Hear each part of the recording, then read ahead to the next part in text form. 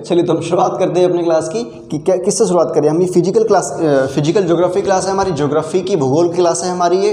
Physical geography में देखिए बच्चों क्या होता है, हमने क्या क्या पढ़ना है हमने सब कुछ अपने डेमो क्लास में हमने जान लिया। अब हमने बात की थी फिर उसके बाद लैटिट्यूड की, अक्षांश की, अक्षांश की बात की थी हमने, अक्षांश किस तरीके से होता है। चलिए थोड़ा क्विक रिविजन कर लेते हैं कि अक्षांश क्या होता है। देखिए शुरुआत में मैंने पढ़ा था कि पृथ्वी का ये आकार होता है, ऐसे करके जियोइड आकार होता है, और ये जीरो डिग्री भूमध्य रेखा होती है। इसको क्या बोलते हैं, भूमध्य रेखा, भूमध्य रेखा होती है ये। फिर उसके बाद यहाँ पे होती है 23.5 डिग्री नॉर्थ, और यहाँ पे होती है सर 23.5 डिग्री साउथ होती है। इसको कहते हैं हम मकर रेखा, इसको कहते हैं हम कर्क रेखा, इसको कहते हैं ट्रॉपिक ऑफ कैप्रिकॉर्न, इसको कहते हैं ट्रॉपिक ऑफ कैंसर। अब फिर यहाँ पे होती है सर एक 66.5 डिग्री नॉर्थ, फिर यहाँ पे होती है एक 66.5 डिग्री साउथ, इसको कहते हैं हम अंटार्कटिक व्रत। समझने वाली बात है बस थोड़ा सा, इसको कहते हैं हम आर्कटिक व्रत। और यहाँ पे होता है सर 90 डिग्री नॉर्थ पोल, और यहाँ पे होता है 90 डिग्री साउथ पोल। ये हमारे पृथ्वी का स्ट्रक्चर है, किस तरीके से बने हुए, अक्षांश से स्ट्रक्चर है, अक्षांश इस तरीके से हुए हैं। अब उसमें अगर हम बात करें तो लगभग जो इसकी लेंथ है कितनी है, 24,897 के आसपास है किलोमीटर, ठीक है। और ध्रुवों की ओर जाए तो हम ध्रुवों पर इसकी -87 किलोमीटर कर दीजिए, या फिर 87 किलोमीटर नहीं 87 माइल की बात कर रहे हैं हम, ठीक है जी। लास्ट क्लास में अगर मैंने किलोमीटर बोल दिया हो तो उसके लिए माफ़ी चाहूँगा मैं आपको। ये है माइल्स, ठीक है जी, यहाँ पे है माइल्स सर, ठीक है। चलिए अब हम शुरुआत करते हैं अपने थोड़े से और रिवीजन के साथ। हमने उसके बाद पढ़ दी बीच में से पृथ्वी चौड़ी क्यों है, हमने सबने बात कर ली थी कि वो अपने घूर्णन के कारण बीच में से चौड़ी है। सेंट्रीफ्यूगल फोर्स लगता है इस वजह से वो बीच में से थोड़ी सी फूली हुई है, उसका पेट निकला हुआ है, एक्सरसाइज करती नहीं है, बस घूमती रहती है, तो वो एक्सरसाइज नहीं करती, उसका पेट निकला हुआ है बीच में से। अब उसके बात करें तो अक्षांश क्या है सर, अक्षांश एक कोणीय रेखा है। कोणीय मतलब कि यहाँ पे खोल दिया जाए तो ये 90 डिग्री का कोण बनाती है यहाँ पे, और ये 23.5 डिग्री का कोण बनाती है, यहाँ पे 66.5 डिग्री का कोण बनाती है। तो ये कोणीय दूरी है सर, ठीक है जी। ऐसे ही यहाँ पे है, यहाँ पे 23.5 डिग्री का बनाती है, यहाँ पे 66.5 डिग्री का बनाती है, तो ये कोण हो गया। ऐसे करके पूरा 180 डिग्री का कोण बन गया, ठीक है। अब उसके बाद अगर हम बात करें कि मैंने आपको बता दिया सब इस बारे में कि 23.5 डिग्री मकर रेखा, 23.5 डिग्री साउथ पे कर्क रेखा। चलिए गलती होगी साहब, बताया भी नहीं आपने, गलती हो गई कि गलती ये हो गई कि इसको कहते हैं हम कर्क रेखा,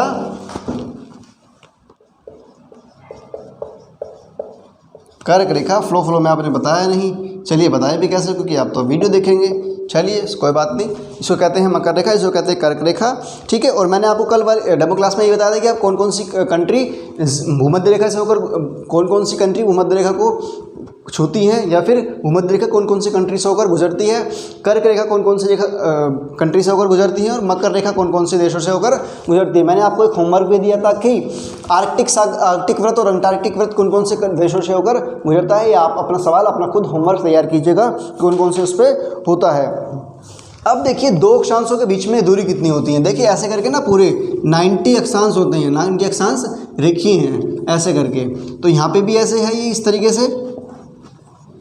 तो इन अक्षांश के बीच में कितनी दूरी होती है, तो इसको कहते हैं सर 1 डिग्री, 1 डिग्री होता है दूरी। और ये अक्षांश पे भूमध्य रेखा पर एक दूरी होती है इसकी 1 डिग्री, इस अक्षांश के बीच में और इस अक्षांश के बीच में, इन दो के बीच में 1 डिग्री दूरी होती है। और 1 डिग्री ऐसे करके इनके बीच में किलोमीटर में बात करें तो 1 डिग्री मतलब कि 111 किलोमीटर, 111 किलोमीटर या फिर 111.9 2 किलोमीटर इनकी बीच में दूरी होती है। 1 डिग्री में 2 अक्षांशों के बीच में इतनी दूरी होती है।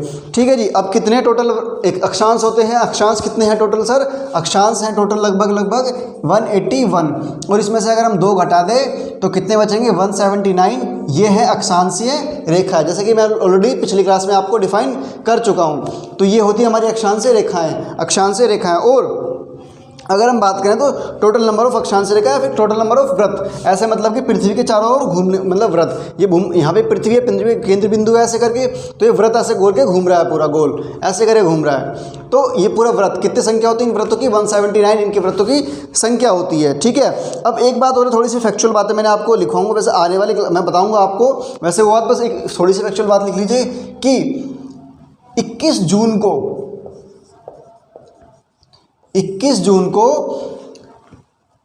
कर्क रेखा पर सूर्य लंबवत पड़ता है। ठीक है जी, 21 जून को। और 21 दिसंबर को कहाँ गया मकर रेखा? ये रही, चलो ये है 21 दिसंबर को ये मकर रेखा पर यहाँ पर सूर्य लंबवत पड़ता है। ठीक है जी। इसका मतलब, कहने का मतलब ये है कि इसके बीच और इसके बीच सूर्य हमेशा घूर्णन करते रहता है, मतलब कि परिक्रमा करता रहता है सूर्य के, मतलब सूर्य इतने में घूमता है बस। ठीक है जी। तो आप समझ गए होंगे कि बस इतने में घूमता है, ये यहाँ से लेके यहाँ तक। और जिसे मान के चलिए सूरज ये है तो पृथ्वी सिर्फ ऐसे ऐसे टिल्ट होती रहेगी ऐसे करके, बिल्कुल सूरज की किरणें सिर्फ यहाँ पे लंबवत पड़ते, कभी 21 दिसंबर को यहाँ पे लंबवत पड़ेगा और 21 जून को यहाँ पे लंबवत पड़ेगा। सूरज की किरणें हैं वह बहुत ही कम पहुँच पाती हैं, इस वजह से ये जो 90 डिग्री नॉर्थ पोल और 90 डिग्री साउथ पोल, इसीलिए ये ठंडे इलाके हैं, फ्रीड जोन कहते हैं इनको। मैं आपको जोन बताऊंगा, उष्णकटिबंधीय क्षेत्र और फ्रीड जोन आपको सबको मैं बताऊंगा, कटिबंधीय क्षेत्र, उष्णकटिबंधीय क्षेत्र, इन सब के बारे में आपको बिल्कुल विस्तार से बताऊंगा। चिंता वाली कोई बात नहीं है, टेंशन वाली कोई बात नहीं है, हम आपको आराम से अच्छे से बिल्कुल विस्तार के साथ पढ़ा जाएंगे। जब आप हमारे साथ जुड़े हैं तो आपका वन स्टॉप सोल्यूशन है वेदांत टीम, वेदांत का एप्लीकेशन, वेदांत IAS अकेडमी आपके लिए वन स्टॉप सोल्यूशन है। आप बिल्कुल भी टेंशन वाली बात नहीं लेने का, आप बिल्कुल फैक्ट्स, बिल्कुल छोटी छोटी बातें आपको बताई जाएंगी।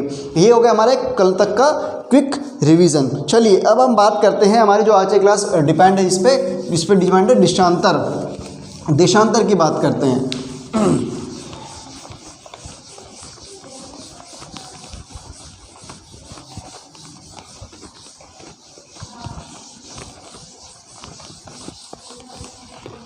चलिए शुरुआत करते हैं लॉन्गिट्यूड की।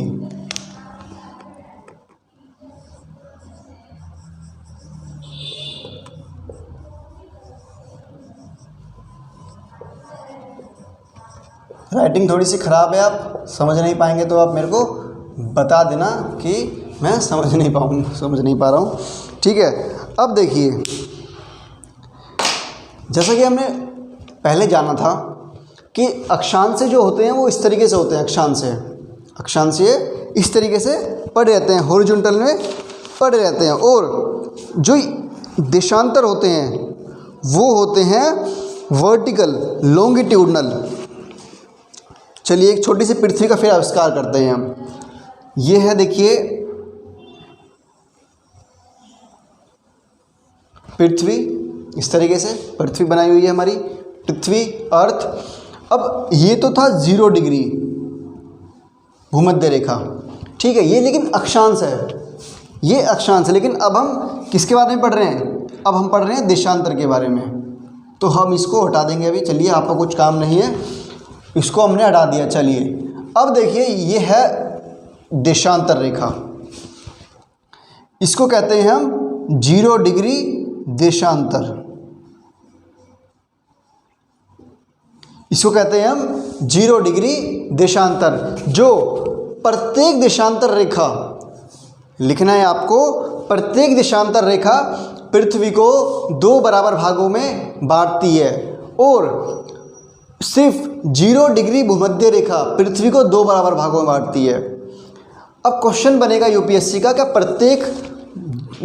प्रत्येक अक्षांशीय रेखा पृथ्वी को 2 बराबर भागों में बांटती है? जी नहीं, अक्षांशीय रेखा नहीं, प्रत्येक देशांतर रेखा पृथ्वी को 2 बराबर भागों में बांटती है। समझाऊंगा कैसे बांटती है, समझाऊंगा बिल्कुल, आपको सिर्फ थ्योरेटिकल नहीं बता रहा हूँ, कंसेप्चुअली बताऊंगा क्यों दो बराबर भागों में बांटती है।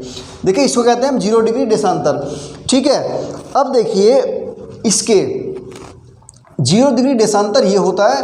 अब इस रेखा को क्या कहते हैं, जो बीच में रेखा की गई, जो एक फिक्स मानी गई है इस वाली रेखा। वैसे तो काफ़ी सारे बनाए जाएंगे यहाँ पे ऐसे करके,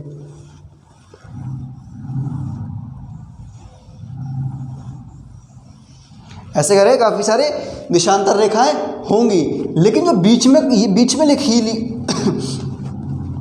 में जो खींची गई हैं, अब देखिए यहाँ पे थी एक रेखा 0 डिग्री भूमध्य रेखा, इसको तो हमने कहा था भूमध्य रेखा हो गई है, इक्वेटर हो गई, लेकिन इसको क्या कहेंगे, ये भी तो बुरा मान जाएगी, मेरा तो कुछ नाम कर रखा है नहीं, मेरा भी तो नामकरण करो।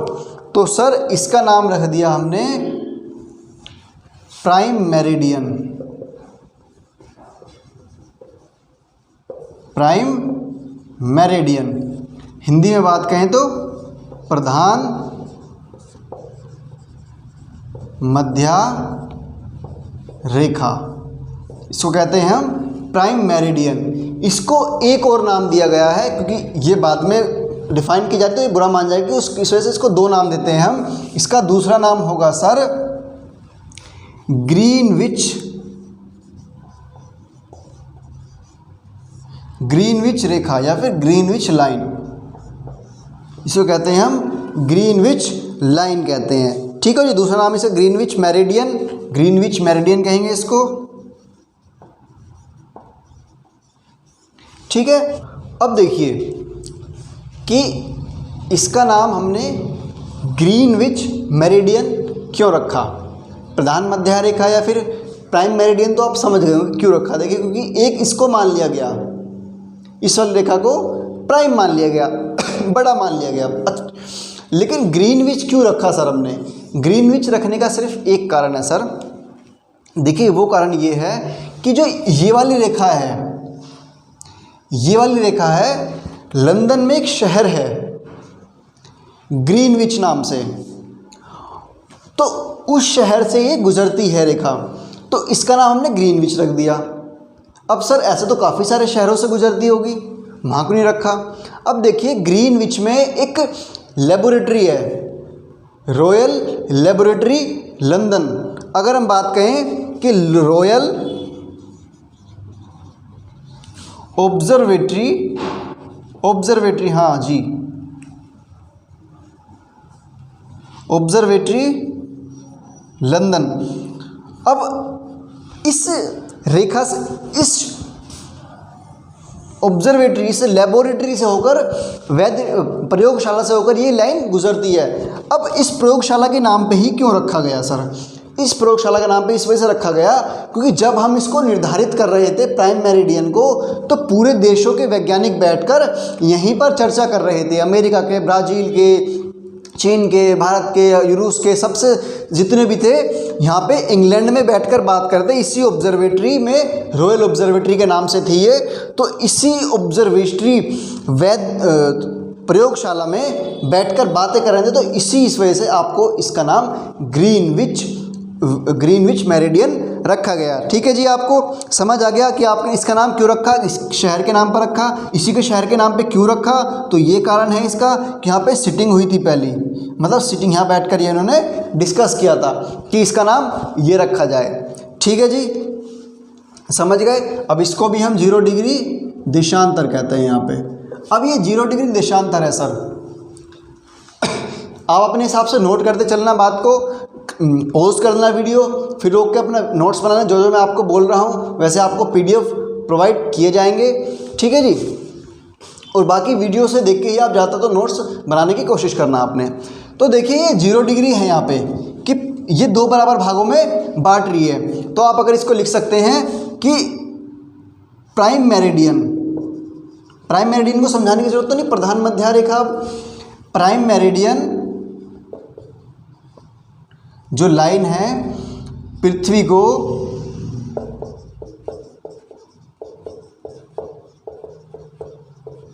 दो बराबर भागों में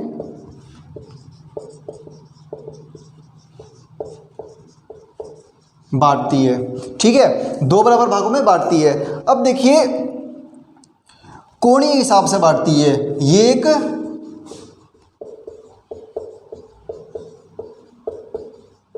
कोणीय दूरी है, मतलब कि कोणीय दूरी, जैसे कि अक्षांश से कोणीय है ऐसे भी देशांतर भी कोणीय है। अब 0 डिग्री बीच में यहाँ पे है तो 180 तो यहाँ पे होगा, 180 इधर की साइड होगा और 180 इधर की साइड होगा। ठीक है, 180 अब देखिए ये है, जैसे कि हम अगर इसकी बात करें तो प्राइम मेरिडियन ऐसे होकर बीच में से गुजरेगी, 2 भाग ऐसे करके गोल घूम जाएगी ऐसे करके, तो पृथ्वी को 2 बराबर भागों में बांट दिया। ऐसे फिर दूसरी खोलेंगे तो ऐसे खोल कर चल जाएगी, फिर तीसरी, फिर चौथी, फिर ऐसे करके 180 डिग्री का कोण बनाती है ये। अगर आप ऐसे करके लें तो 180 डिग्री का होगा, इस 180 डिग्री का होगा ये, पूरा पीछे से लेकर ऊपर तक, पीछे तक घूम रहा है ऊपर, तो ये 180 डिग्री का कोण बना रही है। प्रत्येक रेखा 180 डिग्री का कोण बना रही है। अब देखिए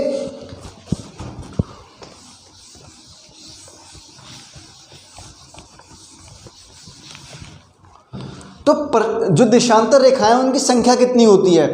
अब अक्षांश रेखाओं की संख्या तो 180 181 थी, प्लस 181 थी, तो 180 तो इधर और 180 इधर, तो कितने हो गए 360 डिग्री, मतलब कि 360 देशांतरीय रेखा होती है। अब आप कहेंगे सर एक रेखा ये भी तो है प्राइम मेरिडियन, तो सर देखिए इसको लगा के ही इधर से 180 होंगी।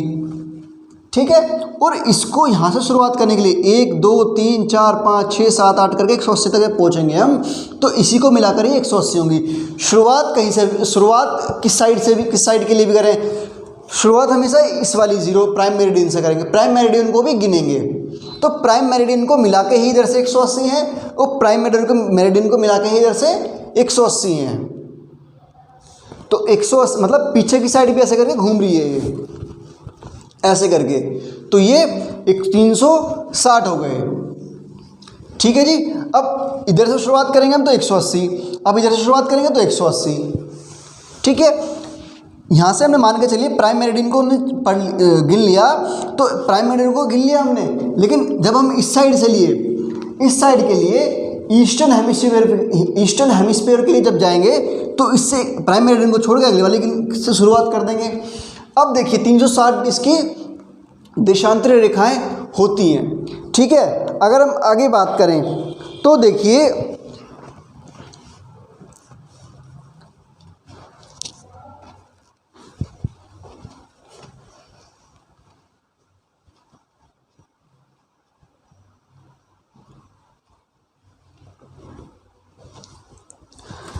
अगर हम बात करें तो देखिए वैसे टाइम सिस्टम में आपको कल अगली क्लास में पढ़ाऊंगा कि कल जो भी टाइम सिस्टम होगा हमारा कि देशांतर टाइम के लिए होता है ना, मैंने आपको बताया था पहली क्लास में कि देशांतर के हम क्यों पढ़ते हैं।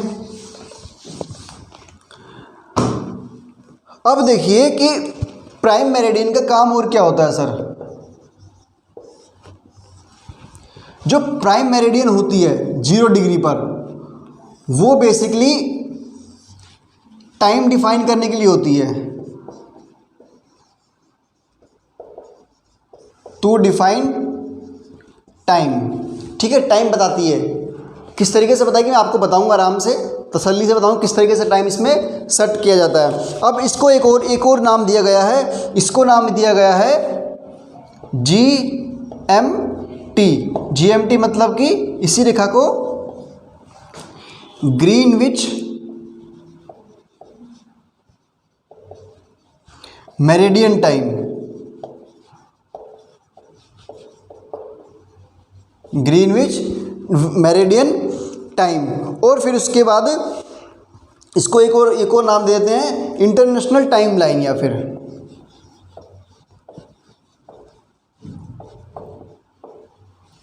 International time line. अब देखिए अगर मान के चलिए यहाँ से रेखा पूरी खिंच रही है यहाँ तक, तो इसको कहेंगे प्राइम मेरिडियन, जो आगे की साइड दिख रही है पृथ्वी के, लेकिन ये घूम के तो ऐसे गोल आ रही होगी ना पूरी, इस पिछले लाइन को क्या कहते हैं सर, इसको कहते हैं international date time. International date time जो 0 डिग्री को तो कहेंगे हम इंटरनेशनल मेरिडियन टाइम, लेकिन जो इस 180 डिग्री पर पहुंचनी होगी पीछे, तो 180 डिग्री वाली को कहेंगे हम इंटरनेशनल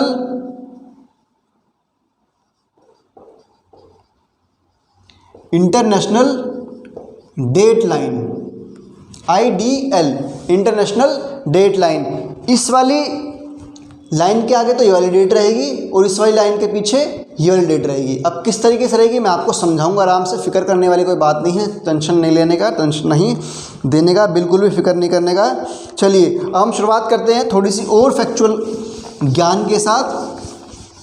आपने अभी आपको टाइम वाला सिस्टम नहीं समझ में आएगा ना, आपको बिल्कुल फिक्र नहीं करने का। अगली क्लास हमारी टाइम मैनेजमेंट पे, टाइम कंसेप्ट पे होगी कि किस तरीके से टाइम कंसेप्ट पढ़ाया जाता है, किस तरीके से समझाएं हम टाइम कंसेप्ट को। अब देखिए छोटी सी पृथ्वी का और हम आविष्कार करते हैं। देखिए ये हमारी क्या है, 0 डिग्री प्राइम मेरिडियन या फिर 0 डिग्री देशांतर।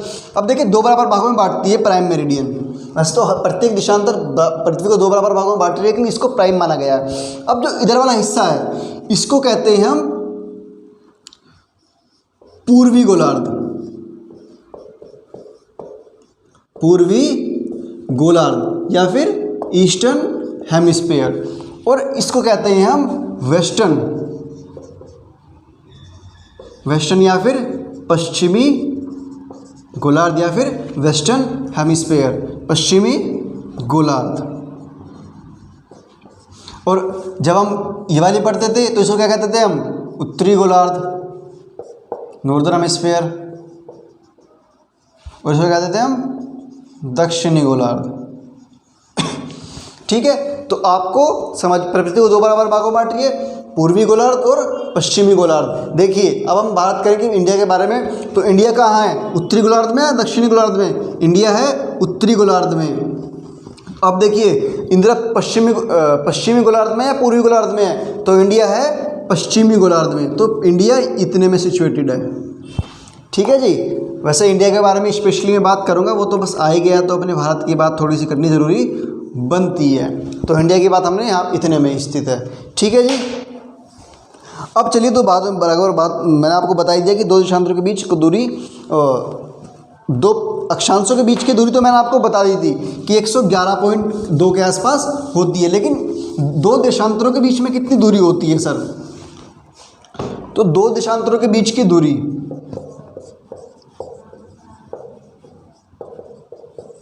दो देशांतरों के बीच की दूरी होती है सर 111 किलोमीटर या फिर 111.32 किलोमीटर। ठीक है, 2 देशांतरों के बीच की दूरी होती है ये। ठीक है, अब एक बात, थोड़ी सी फैक्चुअल बातें, ये north to west, north to south जा रही है, तो प्रत्येक जो देशांतर रेखा होती है नॉर्थ टू ईस्ट जाती है, ऐसे करके north to south, north to south, ऐसे जाने होंगे आपने। ये नॉर्थ पोल, ठीक है, और ये साउथ पोल, तो नॉर्थ टू साउथ जाती है। ठीक है जी, साउथ पोल की ओर काल्पनिक रेखा है, आप सबको पता है कि ये भी काल्पनिक रेखा थी। तो इस तरीके से हमारी पृथ्वी का काल्पनिक रूप से बांट दिया गया है। ये 0 डिग्री, ये हमारी पृथ्वी थोड़ी काल्पनिक रूप से इस तरीके से बनी हुई है।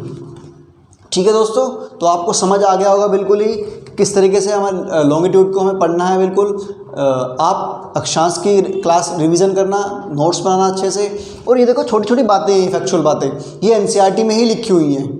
एनसीईआरटी पढ़ना, इन चैप्टर से रिलेटेड वाली एनसीईआरटी पढ़ना कोई स्टैंडर्ड बुक इसके लिए ज़रूरी नहीं है, क्योंकि इतना बड़ा मटेरियल इसमें नहीं समझा जाएगा। सिर्फ अच्छे से जो समझने वाली बात है वो टाइम कंसेप्ट होगी, जो मैं अगली क्लास में आपको समझाऊंगा।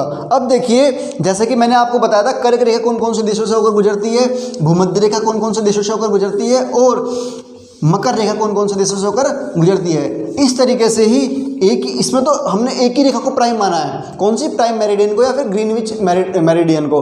तो ये वाली जो रेखा है कौन कौन से देशों से होकर गुजरती है। तो देखिए जो प्राइम मेरिडियन है, प्रधान मध्य रेखा,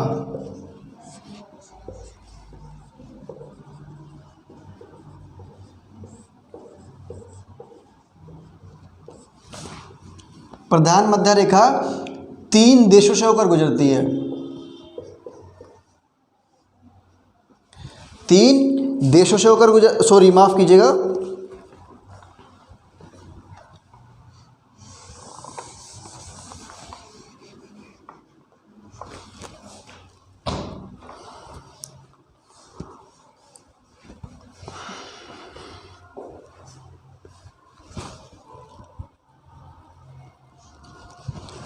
जो प्राइम मेरिडियन रेखा लाइन है वो 8 देशों से होकर गुजरती है, 8 देशों से होकर गुजरती है।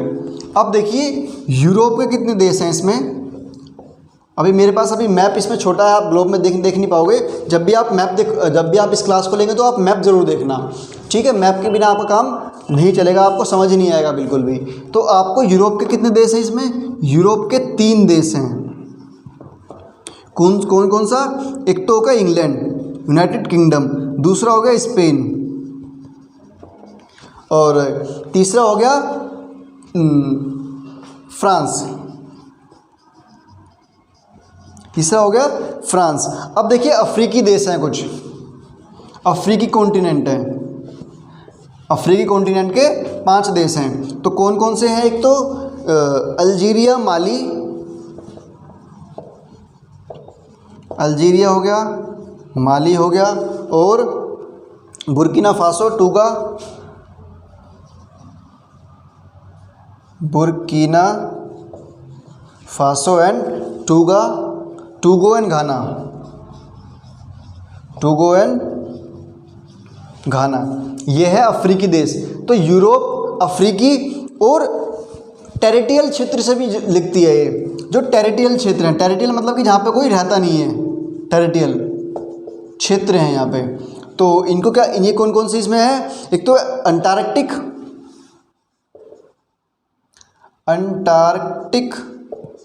अंटार्कटिक टेरिटियल, या और फिर उसके बाद अंटार्कटिक टेरिटियल ही है इसमें।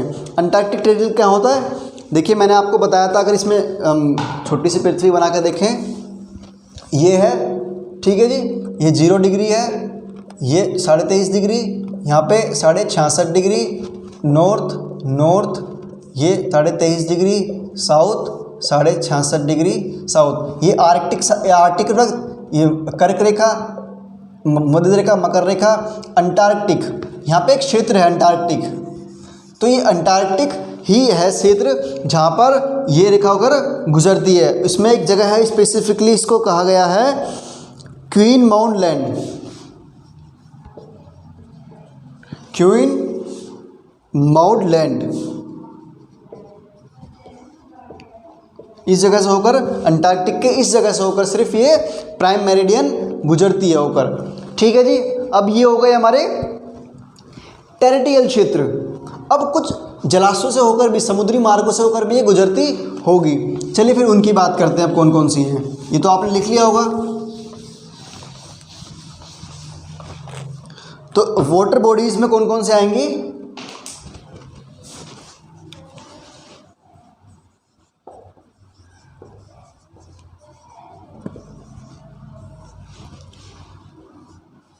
वाटर बॉडीज में पहला है आर्कटिक सागर। आपको मैं बताऊंगा अभी कहाँ कौन कौन सी जगह है, आर्कटिक सागर। फिर उसके बाद है नॉर्वेनियन सागर,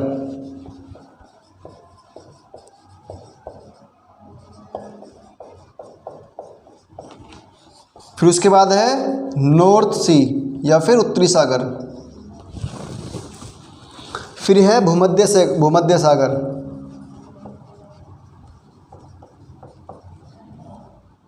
भूमध्य सागर, फिर है अटलांटिक सागर, और फिर दक्षिणी सागर।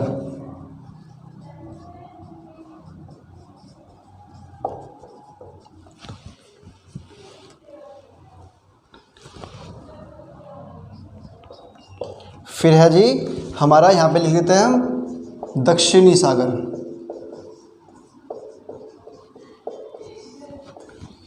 ये हो गई हमारी वाटर बॉडीज़ जहाँ से प्राइम मेरिडियन होकर गुजरती है। आपको ये सब पता होना चाहिए, आपको दिमाग में, जहन में आपके होने चाहिए कि ये सब बातें इसमें बताई गई हैं, कौन कौन सी जगहों से, कौन कौन से देशों से, कौन कौन से कॉन्टिनेंटल से प्राइम मेरिडियन होकर गुजरती है। ठीक है, अब देखिए